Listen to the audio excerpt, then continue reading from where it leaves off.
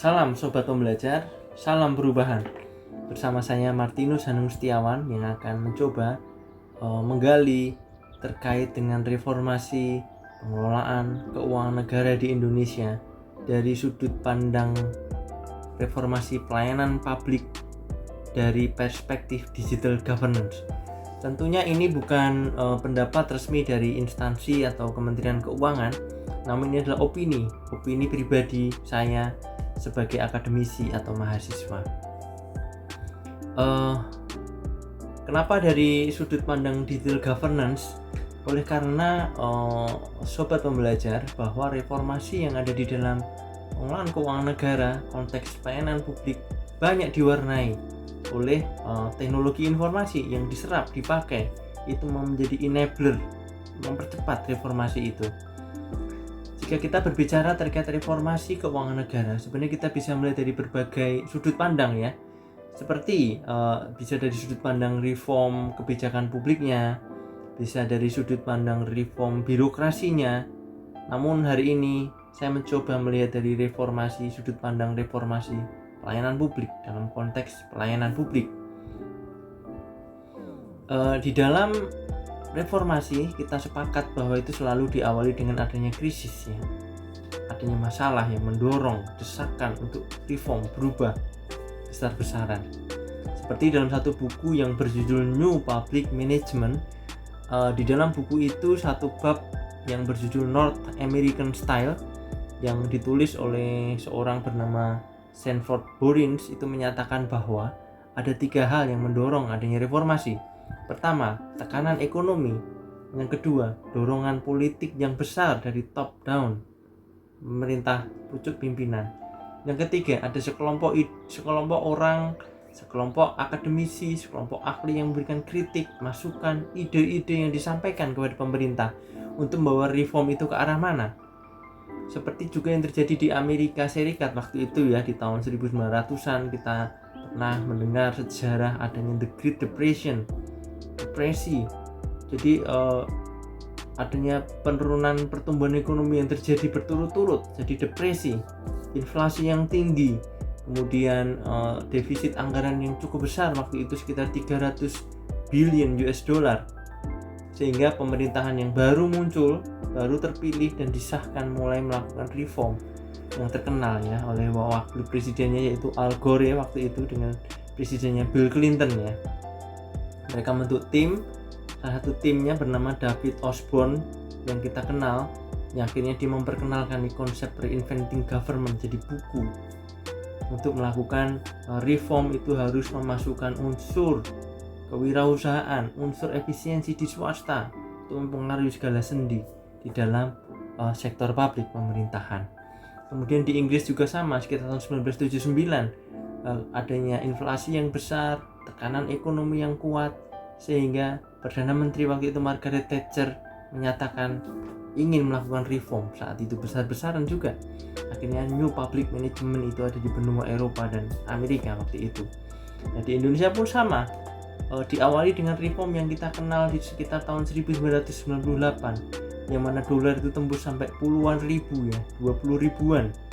Kemudian mendorong kontraksi ekonomi sampai ke 13%, inflasi 77% naik tinggi sekali. Sehingga utang dalam dolar, utang pemerintah yang waktu itu dikelola dengan belum cukup baik. Sehingga ketika itu naik dolar sudah kelabakannya. Kemudian harga minyak naik, harga minyak dunia naik, akhirnya tidak lagi mampu memberi subsidi. Subsidi saat itu sangat besar sehingga harga murah harus dinaikkan.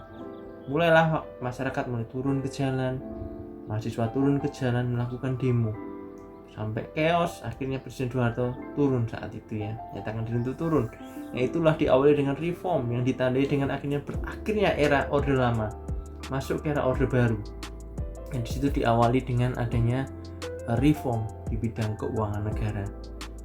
Jika dilihat dari perspektif old public administration, jelas pengelolaan keuangan saat itu masih birokratif, kurang efisien, banyak pegawai, gemuk, sistem masih dengan manual, banyak fraud gitu ya, karena kewenangan Kementerian Keuangan sebagai bendahara umum negara begitu besar menetapkan anggaran, memutuskan bisa cair atau tidak, memutuskan syaratnya apa, boleh menolak pencairan, sehingga muncul fraudnya. Ada negosiasi dengan satuan kerja, kementerian lembaga supaya bisa cair, harus bagaimana, bisa dibantu. Nah, itu terjadi di kantor kas di seluruh Indonesia, kas negara. Nah, itu saat-saat waktu itu, sehingga kalau boleh disebut bahwa pengelolaan keuangan negara saat itu belum tough ya, karena masih dikelola dengan sangat kurang baik ya, belum didukung dengan sistem informasi yang memadai, masih banyak terjadi fraud, sehingga ketika ada guncangan langsung kelabakan. Reform diawali dengan yang pertama adalah mereform dengan membentuk undang-undang. Kita waktu itu belum punya undang-undang keuangan negara, kita masih menggunakan turunan dari kolonial. Ada 3 undang-undang yang dipakai oleh Belanda yang masih digunakan di Indonesia. 1 ICW, Indische Comptabiliswet, ICW, ada IBW dan RAB.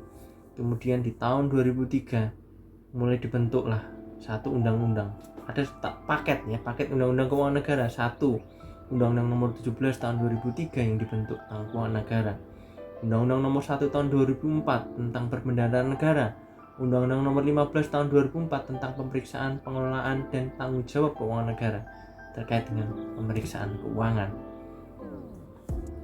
Dari situ 3 undang-undang itu atau paket undang-undang keuangan negara menjadi fondasi untuk melakukan reformasi besar-besaran di bidang keuangan negara, yang dulunya tidak ada pemisahan kewenangan antara Chief Operational Officer yang dipegang oleh menteri di kementerian lembaga dan Chief Financial Officer di Menteri Keuangan.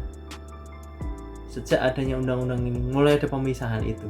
Ada 1 konsep yang terkenal, yaitu let the manager manage, yang artinya kementerian ketika sudah diberikan DIPA punya hak atas anggaran ini. Ketika ini diajukan pencairan di kantor kas negara di setiap daerah 34 provinsi harus dicairkan.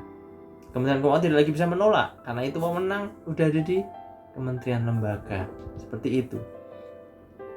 Kemudian ada reformasi di dalamnya terkait dengan laporan keuangan, yang mana sebelum periode reform, laporan keuangan itu baru bisa disusun sepanjang 2 tahun setelah tahun anggaran itu tutup.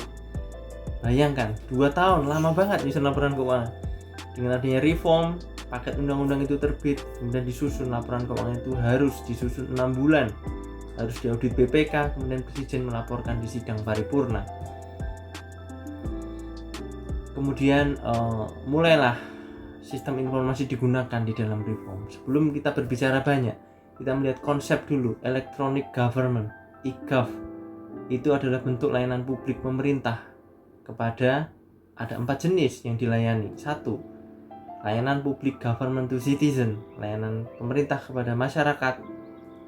Government to business, layanan pemerintah kepada swasta. Government to employee, pemerintah kepada pegawainya. Kemudian government to government. Nah, di dalam pengelolaan keuangan negara inilah, di dalam kelompok layanan publik government to government, di dalam mencairkan anggaran. Nah, jika kita melihat dari teori yang bisa disangkutkan di dalam proses reform di keuangan negara pelayanan publik ini, mungkin bisa disangkutkan dengan teori elit ya, elit teori, yang menyatakan bahwa satu kebijakan itu disusun oleh karena kepentingan sekelompok kecil atau pemimpin yang tertinggi. Tapi kalau dilihat dari konteks positif ya, keputusan reform dari pimpinan yang tertinggi namun untuk kepentingan bangsa dan negara, top down, untuk melakukan reform di berbagai aspek keuangan negara. Jadi reform dengan digitalisasi governance di dalam keuangan negara ini, yang pertama dilihat dari penerapan Treasury Single Account (TSA), yang mana rekening pemerintah yang jumlahnya banyak ya, zaman dulu itu banyak, sehingga ketika presiden tanya, kas kita hari ini ada berapa, tidak ada yang bisa jawab, harus berminggu-minggu mencari, membukukan dulu. Nah, sekarang dengan adanya reform, rekening jadi 1, rekening kas umum negara ada di Bank Indonesia, pajak masuk ke sana, belanja turun dari sana untuk membiayai. 1 itu. Yang kedua, penerapan sistem informasi textbook ini ya, Enterprise Resource Planning (ERP), konsep single database, aplikasi untuk bendahara umum negara dan mengelola 2.000 triliun, tahun 2022 kemarin 3.000 triliun, dengan satu aplikasi bernama Sistem Perbendaharaan dan Anggaran Negara dengan konsep single database, sehingga transaksi di 184 kantor pelayanan perbendaharaan negara itu real time, sehingga presiden kalau pengen tahu kasnya ada berapa sih, tinggal buka tablet langsung ketahuan. Utang kita yang mau jatuh tempo berapa, piutang kita yang mau jatuh tempo berapa, sehingga kalau bisa dibilang keuangan negara saat ini lebih tough karena semuanya clear. Seperti itu.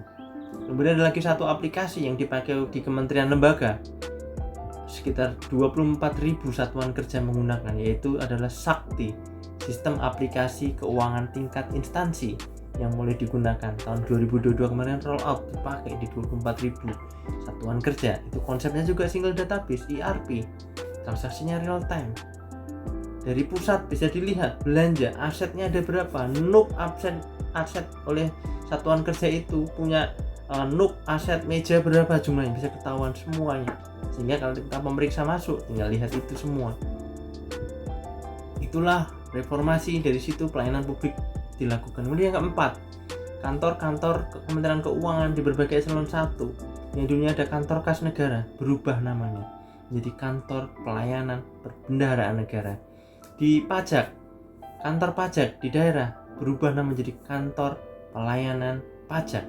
Ada P yang kedua, itu pelayanan, yang menunjukkan sikap pelayanan kepada masyarakat untuk yang pajak. Kemudian di kantor pelayanan perbendaharaan, pelayanan publik terhadap government. Kemudian ada satu jurnal yang menunjukkan perkembangan tahapan e-government ya. Satu jurnal oleh Jensen dan Esteves tahun 2013. Di jurnalnya ini Scopus ya, Q1. Tahapannya ada tahapan electronic government, ada tahapan transformational government yang mana penerapan itu mentransform organisasi. Kemudian tahapan tertinggi ada lean government. Yang inilah kita mencoba Kementerian Keuangan menuju ke sana, tapi ternyata ada banyak tantangan. Yang pertama tantangannya, ketika melakukan digitalisasi, paperless ternyata tidak mudah. Tanda tangan basah di dalam bukti transaksi keuangan negara itu masih diperlukan. Namun 2023 ini akhirnya berhasil, sudah berlangsung tanda tangan elektronik dengan sistem. Tapi itu butuh 4 tahun diskusi dengan badan pemeriksa keuangan, diskusi dengan KPK, diskusi dengan Kominfo, belum bisa menemukan keputusan boleh atau enggak gitu. Sistemnya udah siap. Pun di luar kementerian, di luar transaksi keuangan, tentu sudah Kementerian Keuangan melakukan reform yang mana nota dinas, undangan, surat pernyataan ketetapan itu by sistem, sehingga dia mau mengirim antar eselon 1 cukup dari meja dengan approval bertingkat, oke, terkirim di meja pejabat tersebut, dan itu resmi ya, ada TTE, digital signature. Tantangannya yang pertama itu. Tantangan yang kedua, undang-undang keuangan negara dan perbendaharaan negara mengatur dengan ketat bagaimana transaksi keuangan negara itu berjalan. Belanja itu harus dilakukan, harus ada check and balances. Misalkan itu menyebabkan tidak mudah untuk menyebabkan karena proses itu tidak bisa dipotong semena-mena. Tanggung jawab orang di dalam menguji, kantor pelayanan perbendaharaan negara menguji transaksi harus dengan orang, tanggung jawabnya tidak boleh digantikan oleh sistem. Nah, ini yang menyebabkan merupakan satu tantangan yang besar. Namun saya pribadi percaya bahwa perkembangan teknologi yang begitu pesat itu akan mempengaruhi semua hal. Pelayanan publik kualitasnya akan semakin meningkat dengan pemanfaatan yang besar terhadap teknologi informasi dan semangat melayani yang begitu besar. Sekian dari saya, Martinus Hanung Setiawan. Salam perubahan.